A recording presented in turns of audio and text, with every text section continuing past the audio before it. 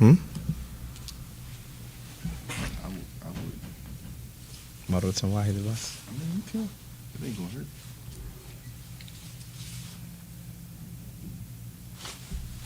Inshallah. Make that big. Oh.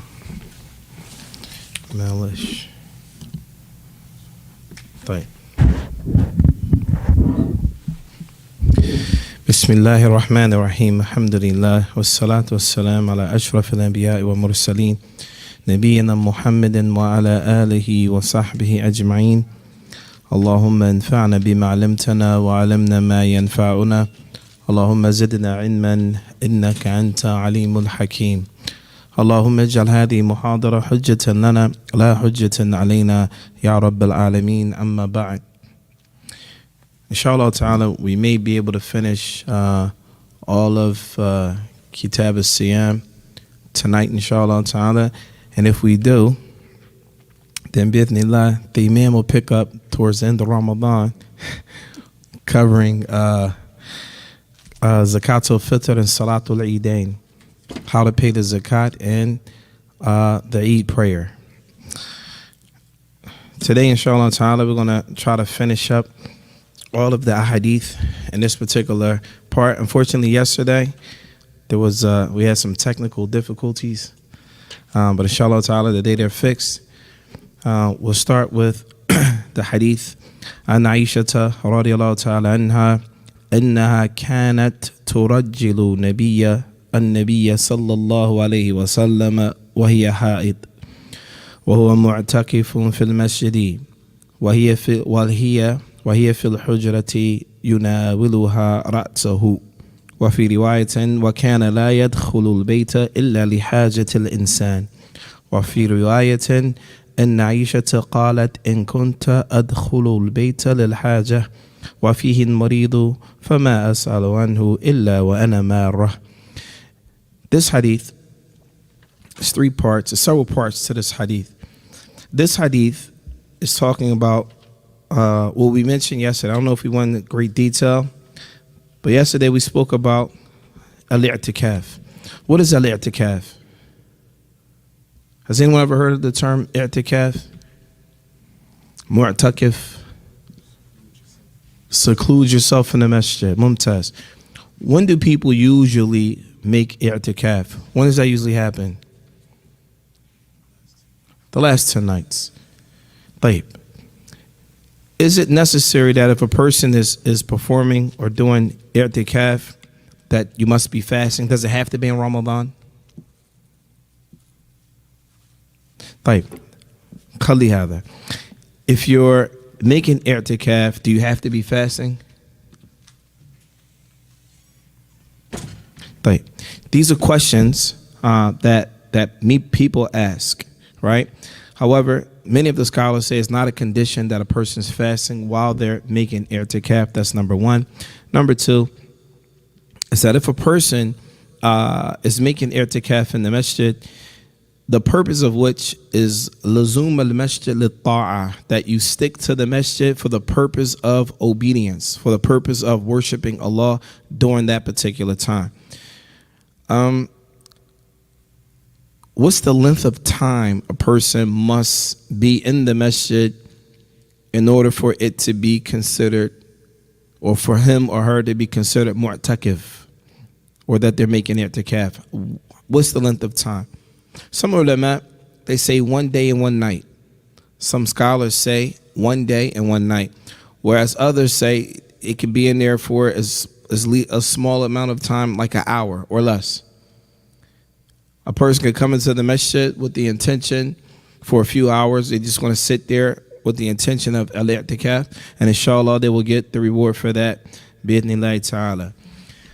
Now, when a person makes i'tikaf, there are some things that are permissible for them to do, and there are certain things that are not permissible for them to do, unless they make a condition. When a person makes i'tikaf, that means they go to that particular place of worship, the masjid, and they don't leave. They go there and they don't leave during the time period in which they have their intentions to be in the masjid. In this hadith, an Aisha radiyallahu ta'ala anha, It says, أنها كانت ترجل نبيا. So first of all, we have to understand, when the Prophet ﷺ made i'tikaf, his house was, some say, in the masjid, next to the masjid. So much so that he could reach into his house, or he could reach outside of his home and be in the masjid. So in this particular hadith, إنها كانت ترجل النبي صلى الله عليه وسلم. She would comb his hair while she was on her mints. And at the same time, he was mu'takif. That means he was inside of the masjid, but I guess she could reach out, or he could put his head in the house where she could comb his hair, and her menses was on. So some of the ulama use this hadith to show that it is permissible for a man to be around, touch his wife, etc., while her mens is on. This is in contradiction to some beliefs outside of Islam, that if a woman is on her mens, then she is off limits 100%. You can't be close to her. طيب. وَهِيَ فِي حُجْرَتِي يُنَاوِلُهَا رَأْسَهُ. And it says here that she would comb his hair while she was in her home, And then another narration, it says, وَكَانَ لَا يَدْخُلُ الْبَيْتَ إِلَّا لِحَاجَةِ الْإِنسَانِ. He would not enter the home unless it was a human necessity. For example, using the bathroom, etc. It says, وَفِي رِوَايَةٍ أَنَّ عَيْشَةَ قَالَتْ إِن كُنْتُ أَدْخُلَ الْبَيْتَ لِلْحَاجَةِ. That they would enter into a house. She said, I would enter into the house out of necessity. وَفِي الْمَرِيدِ فَمَا أَسْأَلُ عَنْهُ إِلَّا وَأَنَا مَارَةٌ. And she's talking about when she would make i'tikaf, she would only go in there to the home out of necessity. And if she was asking about someone that was sick, like say for example, you left i'tikaf to go to the bathroom, or to go take care of a need to come back. Many of the ulama, they say you can't leave i'tikaf to go to work. You can't leave i'tikaf to go do anything dunyawi. Rather, they say that if you make your intentions for i'tikaf, then you can only leave out of necessity to handle things that are necessary, such as using the bathroom, etc. And it says, فَمَا أَسْأَلُ عَنْهُ إِلَّا وَأَنَا مَارَةٌ. She said that when it came to a sick person, you know how sometimes if you see somebody, hey, how's such and such doing? You sit and you ask and you engage in long conversation about the health of someone. She said while she was making i'tikaf, she did not ask about a person, except she asked about that person while she was moving. Yani headed back to the masjid. And it shows the seriousness in which a person took time to focus on their worship of Allah subhanahu wa ta'ala. A person might say, well, why would a person do all of that? What happens during the last 10 nights of Ramadan that we spoke about before? What happens during the last 10 nights? Laylatul Qadr. Right. What's the benefit of Laylatul Qadr? Huh? 1,000 months of worship. 1,000 months.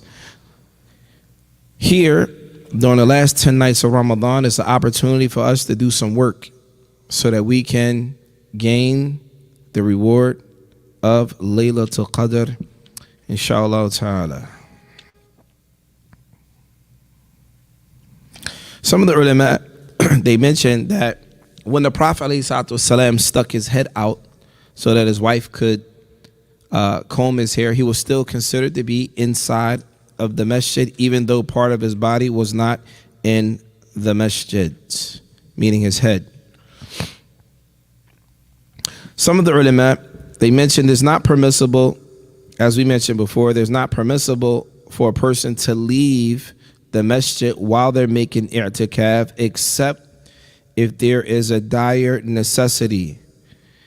So for example, لا يخرج لكل قربة لا تتعين. Anything that is beneficial for us to do religiously, we don't leave the masjid for that. Like visiting a sick person, like you want to go pray a janazah, you say, okay, I want to go pray this janazah. While if you make your intentions for i'tikaf, you don't leave. You don't leave to go pray a janazah. You don't leave to go visit a sick, etc. You don't leave to wash the deceased, etc. Unless a person فَلَا يَخْرُجُ لِشَيْءٍ مِّن ذَلِكَ إِلَّا بِشَرْطٍ, except that they make a condition for themselves. So what does that look like? You make the niyyah, I'm going to make i'tikaf with the condition, if this happens, then I will leave for this. Or if that happened, then I'll leave for that, etc. But you can't leave for dunya reasons. Like you want to go make some money, you got a business deal, etc., etc. Does it make sense? طيب.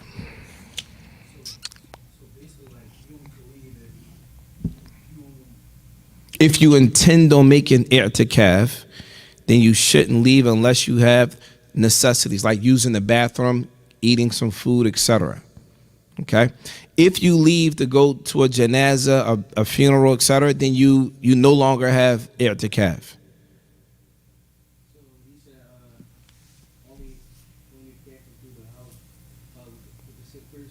No.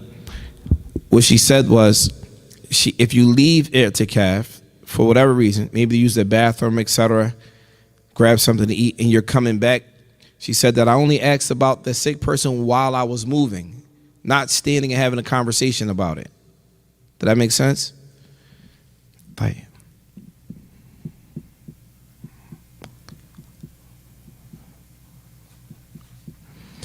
So much so that An Malik in kharaja li hajat al-insan. So Imam Malik here says, if a person leaves out of a human necessity, فَلَقِيَهُ وَلَدُهُ, when he leaves, he meets his son, or شَرِبَ مَاء, or he drinks water, وَهُوَ قَائِم, and he's standing, he says, أَرْجُ إِن لَا بَأْسَ. He said, I hope that there's no problem with that. That means that's how serious they look at if a person is making i'tikaf. If you're making i'tikaf, that's a time for worship. Try not to let anything impede you or prevent you from doing that particular act of worship. The next hadith. عن عمر بن الخطاب رضي الله تعالى عنه قال قلت يا رسول الله إني كنت نذرت في الجاهلية أن أعتكف ليلة وفي رواية يوما في المسجد الحرام قال فأوفي بنذرك. In this hadith, we spoke about this before. We spoke about this hadith previously. Umar ibn Khattab, radiallahu ta'ala anhu, he's talking about a time when he was not a Muslim. A time when he was not a Muslim. One of the benefits we get from this hadith, it shows that if a person makes an oath, Muslim or non-Muslim, you must fulfill it.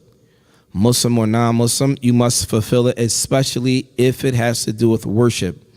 So here he said, I said, O Messenger of Allah, I made an oath before Islam that I would make i'tikaf for one night. He said, I made an oath before Islam that I would make i'tikaf in one night.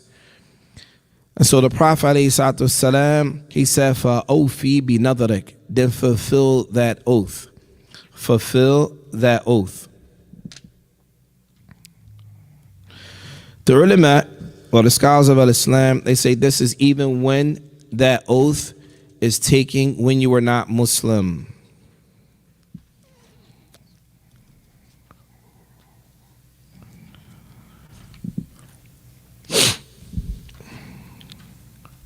But we're going to mention some of the statements of some of the companions as it relates to making i'tikaf. Aqwal al-Sahaba mukhtalifa. Some of the statements of the companions are different as it relates to, does a person have to fast while they're making i'tikaf or not. An Imam Ahmed, أنه لا يصح الاعتكاف بغير صوم. There's a statement from Imam Ahmed. He said that i'tikaf is not correct unless a person is fasting. This is also the position of Abi Hanif and Imam Malik.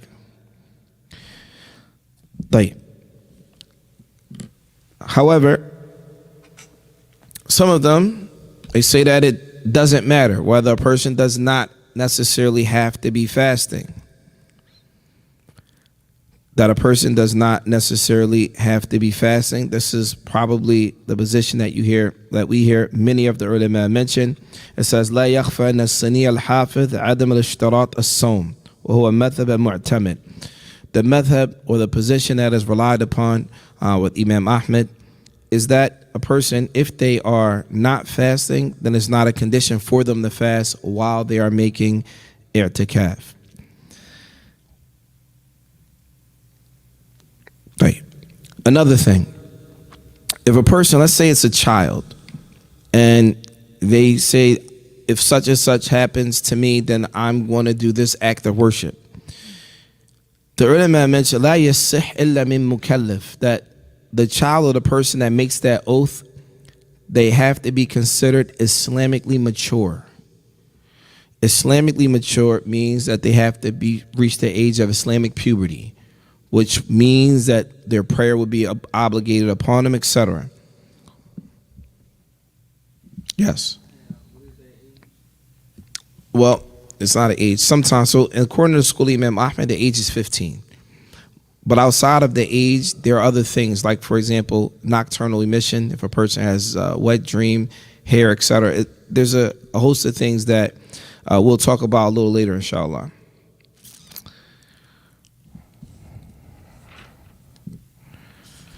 The next hadith, and this is probably, if I'm not mistaken,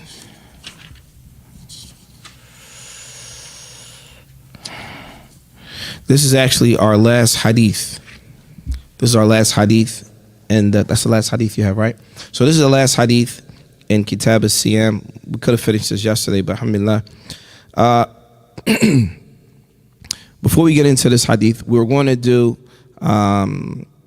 zakat al-fitr, but since Ramadan didn't start yet, we're probably going to wait until closer towards that time, and then closer to the time, so we can go over zakat al-fitr and salat al-Eid, inshallah. This hadith, it's a long hadith. It's an Safiyyah bint Huyayyin. Does anyone know who that is? Safiyyah bint Huyayyin. Does anyone ever heard of her? Mumtaz. She was one of the wives of the Prophet alayhi salatu wassalam. What do we know about her? Does anyone know anything about her? Safiyyah bint Huyayyin. Who is she? Has anyone ever heard of her before? Since this is our last hadith, we could spend some time talking about it in a little more detail. Who is she? Is she the one that was married to the Prophet by the command of Allah? Anyone else?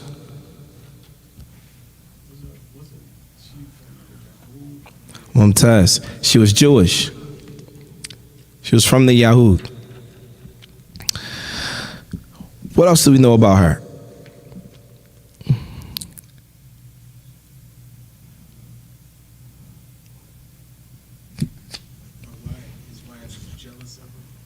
We'll get to that. What else do we know about her?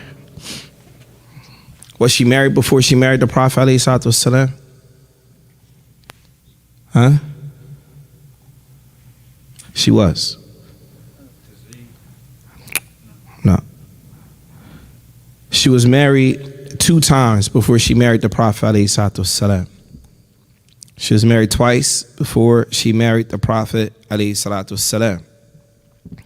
When they came upon her, it was a war. So you know when you have war, what happens when people go to war? What happens? They're captives of war, right? When the Prophet ﷺ, he came to her, he said, خيرها هو خيرها بين الإسلام or outside of Islam. He gave her a choice. If she wanted to be Muslim or baqa ala diniha, or she could remain on her religion that she was upon. The Prophet ﷺ gave her a choice. He said that she can either remain on the religion that she's on, or she can take her shahada. So he said in the narration, اختري فإن اخترتي الإسلام أمسكتك لنفسي تزوجتك. He said, you have a choice. If you pick Islam, then I will keep you for myself and I will marry you. And then he said, وَإِنْ اخْتَرْتِ الْيَهُودِيَّ فَعَسَى أَنْ أَعْتَقُكِ فَتَلْحَقِي بِقَوْمِكَ. He said, if you choose to remain on the religion that you're on, then I will free you and you can go catch up with your people. The choice is yours. Now, if we look at that, look at the mercy of Islam. He didn't oppress her. He gave her option. Meanwhile, he was the one in power, in charge over the weak. You were a captive. He gave her an opportunity. You can marry me or you can go catch up with your people. The choice is yours. So Safiya, she decided to stay with the Prophet ﷺ, and she married him. So the brother, he said, well, how were the other wives of the Prophet ﷺ? How did they deal with her because of that? Now she came from noble lineage. So the narration, it says, دخل علي رسول الله صلى الله عليه وسلم وأنا أبكي. She said the Prophet ﷺ, this is after he married her, he entered upon her and she was crying. وكانت حفصة قالت يا بنت يهود. Hafsa, the other wife of the Prophet ﷺ, he said, oh son of a Jewish person. Yeah, in other words, to put her down. فأخبرته, and she said, and I told the Prophet ﷺ, فقال رسول الله صلى الله عليه وسلم ألا تتقين يا حفصة. He said, won't you fear Allah, Hafsa? This shows that even the women during the time of the Prophet ﷺ, they had jealousy. They had jealousy. These women were from the Ummahat al-Mu'mineen. They were from the mothers of all of the believers, yet they themselves displayed jealousy. So this is indicative that it's likely that if a brother has more than one wife, then by chance his wife will have or will display some form of jealousy. It says, "Innaha li ibnatun nabi." He said to his wife, she is the daughter of a prophet. Wa inna ammaha li nabiyyin, and her uncle is also a prophet. Wa innaha la tahta nabiyyin, and she is also underneath another prophet. Fa bima taftakhir alik. So what does she have over you? This is what the Prophet ﷺ told his wife Safiya about Hafsa. What does she have over you? He said to her, you are a daughter of a prophet, the niece of a prophet, and you're under a prophet right now. So what does she have over you? What does she have over you? In another narration, it mentions that it was Balagani Kalam an Hafsa and Aisha. Another narration that said in Sunnah Tirmidhi, it was Hafsa and Aisha radiallahu ta'ala anhuma, and they both said something similar. She was known to be Halima. Halima means easygoing, nice, easy, aqila, intellectual, smart, fadila, and honorable. These are some of her description that they would describe her as. Back to the hadith. So this hadith is one of the few hadith that she narrated. It says, An Safiyata bint Huyay'in radiallahu ta'ala anha qalat, she said, Kana Nabiyyu sallallahu alayhi wa sallam mu'takifan. She said the Prophet alayhi salatu wasalam was making i'tikaf. So she said, فَأَتَيْتُهُ أَزُورُهُ لَيْلًا. She said, I came to him to visit him for the night. فَحَدَّثْتُهُ, and then I spoke to him. ثُمَّ قُمْتُ لِأَنْقَلِبَ. I spoke to him for a while, and then I got up to leave. فَقَامَ مَعِي لِيَقَلِّبُنِي. And so he got up with me to take me away so I can leave. وَكَانَ مَسْكَنُهَا فِي دَارِ أُسَامَ ibn Zayd. Her home used to be the home of Usama ibn Zayd. Now, when it says Usama ibn Zayd, a person might read this hadith and say Usama ibn Zayd lived there at that moment in time. But that's not the case. That home later became known to be the home of his. Did that make sense? So for example, let's say for example, This is Muhammad's house right here. Right now, this house is not Muhammad's house. But later on, Muhammad moved there. We're not talking about the Prophet, we're talking about anybody else. It's a brother named Muhammad, right? He lived in his house. And then years later, we said, oh yeah, Muhammad's house. Yeah, we used to live there, but it's Muhammad's house. Did that make sense? That's what everyone knows it as. So she said, وَكَانَ مَسْكَنُهَا فِي دَارَ أُسَامَةَ بْنِ زَيْدٍ. So our house used to be where Usama ibn Zayd house is now. فَمَرَّ رَجُلَانِ مِنَ الْأَنصَارِ. And they said 2 men passed by that were from the Ansar. Who are the Ansar?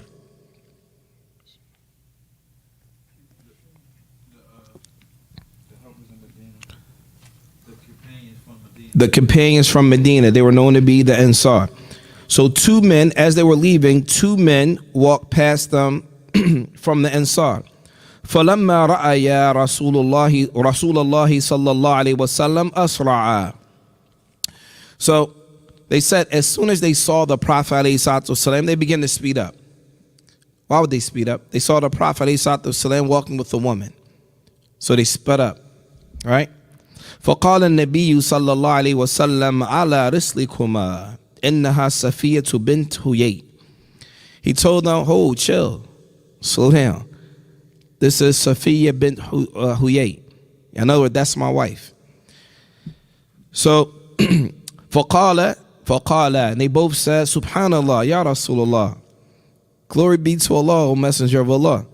فَقَالَ, and so the Prophet ﷺ, he said, إِنَّ الشَّيْطَانَ يَجْرِي مِنْ إِبْنِ آدَمَ مَجْرَى الدَّمِ وَإِنِّي خَشَيْتُ أَنْ يَقْذِفَ فِي قُلُوبِكُمْ شَرًّا أو قَالَ شَيْئًا. He said, Shaitan runs between the bloods of Bani Adam, of the children of Adam. He said, and I feared that the Shaitan will put something in your hearts that were evil, and in another narration, something not good. But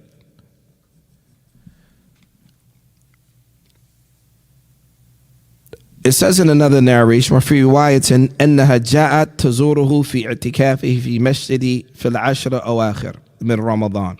The other one, it says that she visited him in the last 10 nights of Ramadan.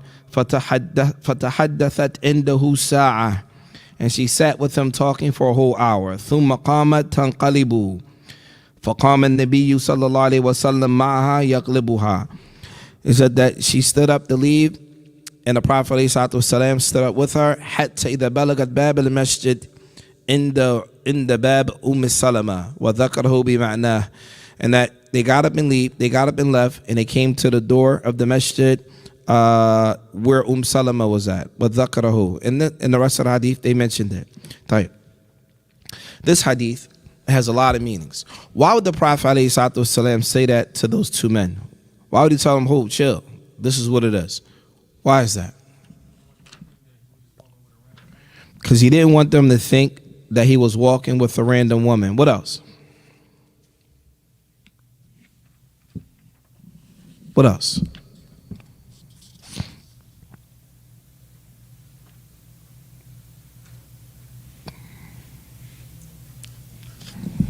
Nothing.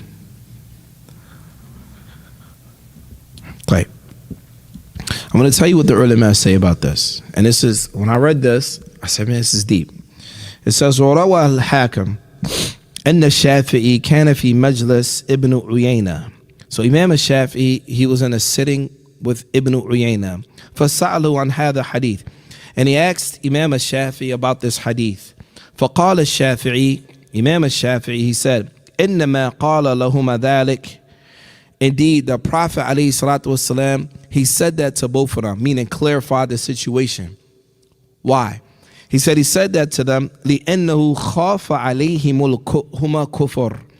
He said because the Prophet ﷺ, he feared for both of them disbelief. A person, how is that disbelief? How is that?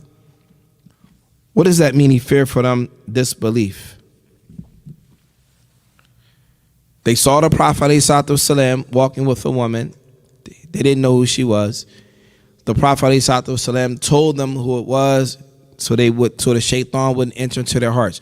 Why would would Imam bin Shafi said that he told, meaning the Prophet ﷺ informed them of this to protect the two men from kufr, from disbelief. Why?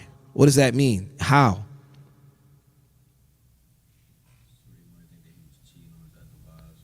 So they wouldn't think. So, but what does that have to do with kufr though? What does that have to do with disbelief?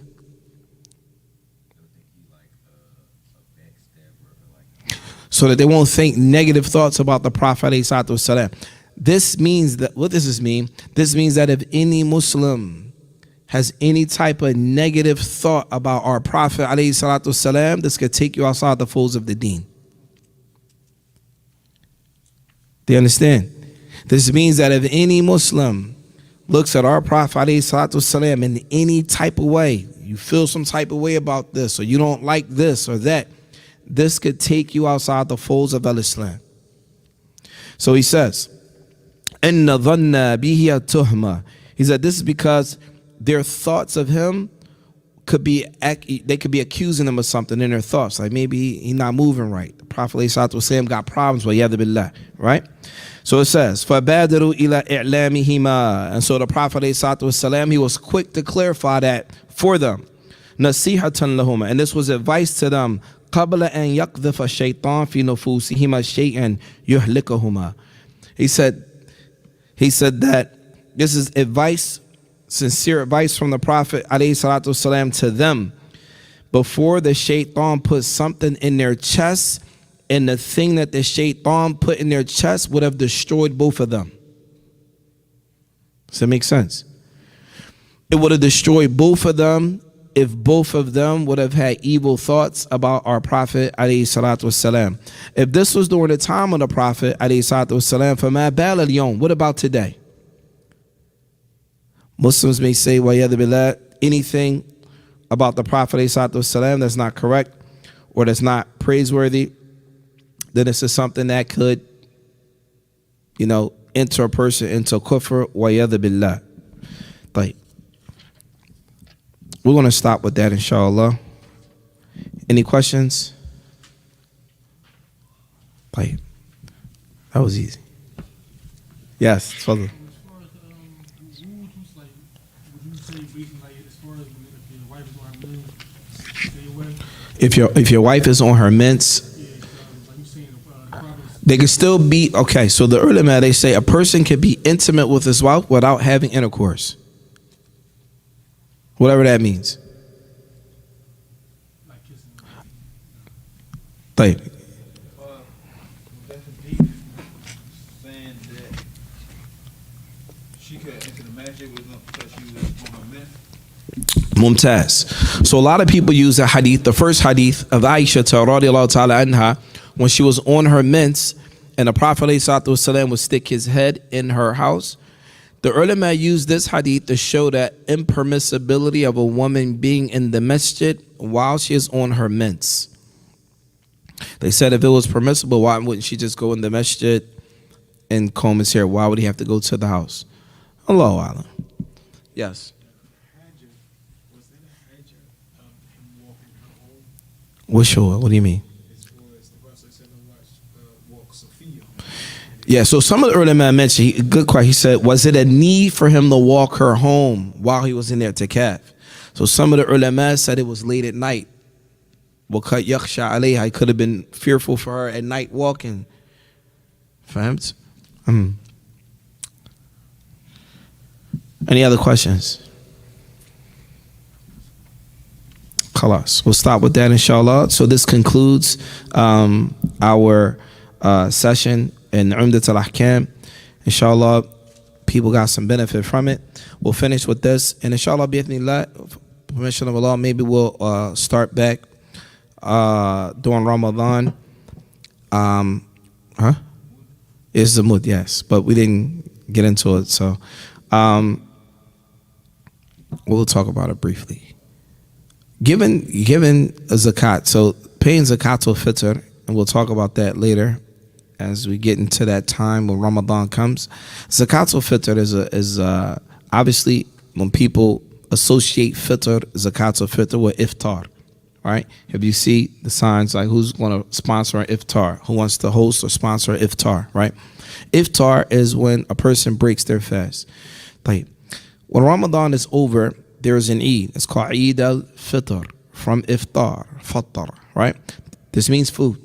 Excuse me. During this time, if a person is preparing themselves throughout the month of Ramadan, and then it's time to pay zakat al-fitr. What is zakat al-fitr? Zakat al-fitr is paying in food, giving food away. This mud here is a measurement of the amount of food a person would give. And this is a summary before we even start going into the hadith about it. They say that it is staple food that is non-perishable, staple food that technically won't perish. Like what? Like rice, like wheat, like oats, like raisins, like dates. Yeah, non-perishable, yeah. And you can store it away for some time. These are the type of foods that are given away during Zakat al-Fitr.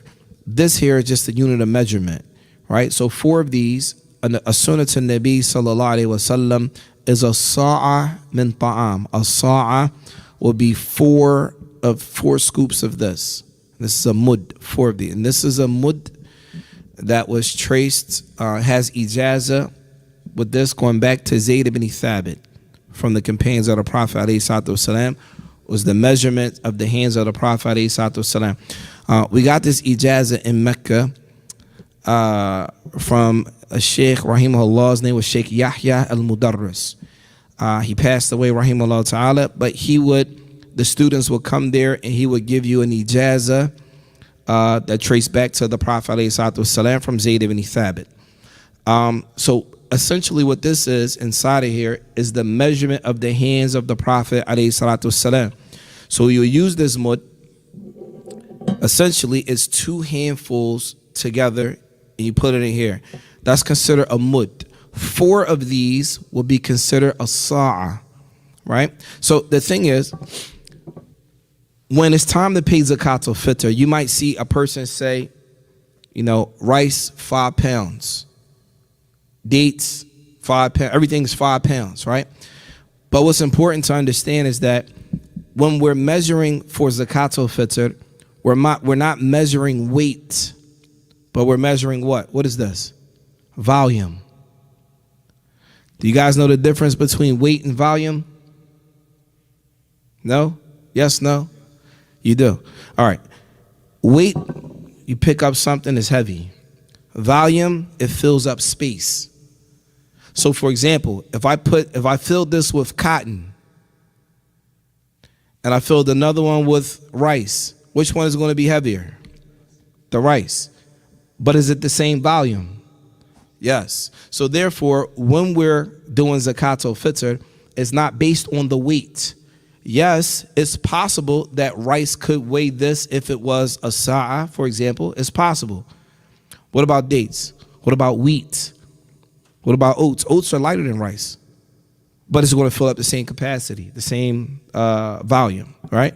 So then this is why, for us, we recommend people during zakat al-fitr that if you're going to give rice or dates, etc., put some gloves on, lay something out in front of your family, you pour it down, you scoop it in, do it according to the sunnah of the Prophet alayhi salatu wasalam. That way you'll know exactly how much you're giving away, and and be closest to the sunnah of the Prophet alayhi salatu wasalam.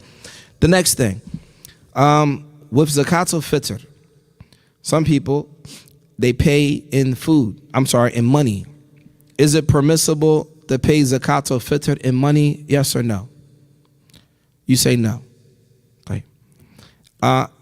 There's a difference of opinion. Some of the Sahaba, radiallahu ta'ala anhum, paid zakat al-fitr with money. So it's difficult for us today to say that it's impermissible, especially when you have narrations from the companions that paid zakat al-fitr with money.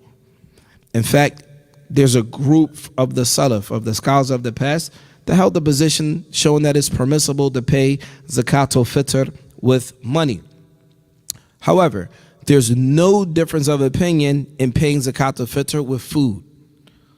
And staying away from differences of opinion, we always advise people to pay zakat al-fitr in food.